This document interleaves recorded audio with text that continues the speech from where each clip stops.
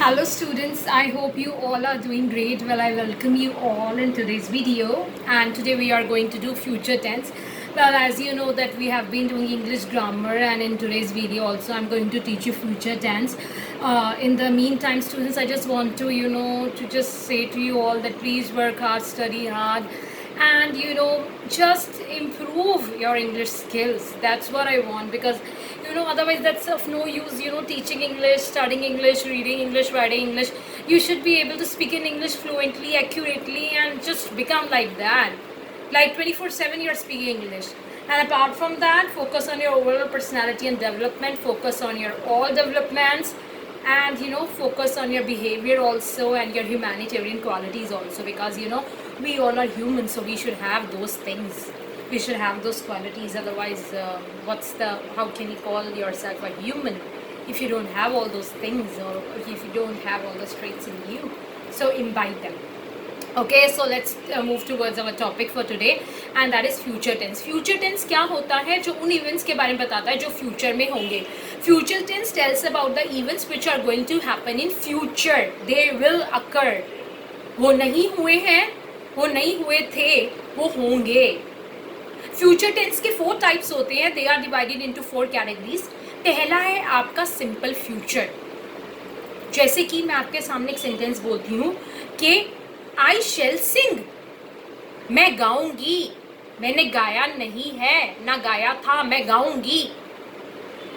आई we के साथ शैल का यूज होता है, बाकी यू के साथ, दे के साथ, वी के साथ विल का यूज होता है, ही शी के साथ विल का यूज होता है. आई और वी के साथ होता है आपका शैल का यूज. मैं गाऊंगी, सिंपल फ्यूचर, मैं करूंगी. स्ट्रक्चर क्या है इस सेंटेंस को बनाने का? सब्जेक्ट प्लस विल या shall plus first form of verb. ये स्ट्रक्चर है जिससे कि आप सिंपल फ्यूचर को सिंपल फ्यूचर टेंस जो है उसको बना सकते हो. सेकेंड है हमारा फ्यूचर कॉन्टिन्यूअस टेंस. एक ऐसा एक्शन जो फ्यूचर में होगा और फ्यूचर में कंटिन्यूड रहेगा, and it tells us about an action which is going to happen in future, and it is going to be continued in future. It will go on in future, it won't stop.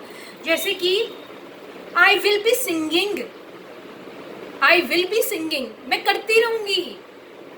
Future में वो चीज, वो action होता रहेगा, रुकेगा नहीं, continued रहेगा future में. उसका स्ट्रक्चर क्या है? सब्जेक्ट प्लस शैल या will plus be plus first form of verb plus I N G. उसका आपके बाद थर्ड है फ्यूचर परफेक्ट. एक ऐसा काम जो फ्यूचर में मैं कर चुकी होंगी, एक ऐसा वर्क जो मैं फ्यूचर में कर चुकी होंगी.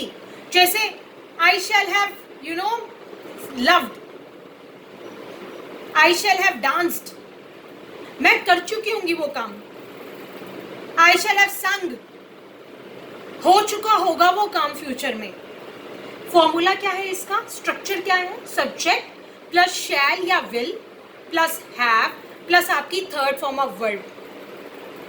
और इसके साथ मैं आपको एक और बात बता दूं कि ही शी के साथ हैज का यूज होगा, बाकी आई वी यू दे के साथ हैव का यूज होगा. प्लीज ध्यान में रखिएगा इस बात को, स्ट्रक्चर गलत नहीं होना चाहिए आपका.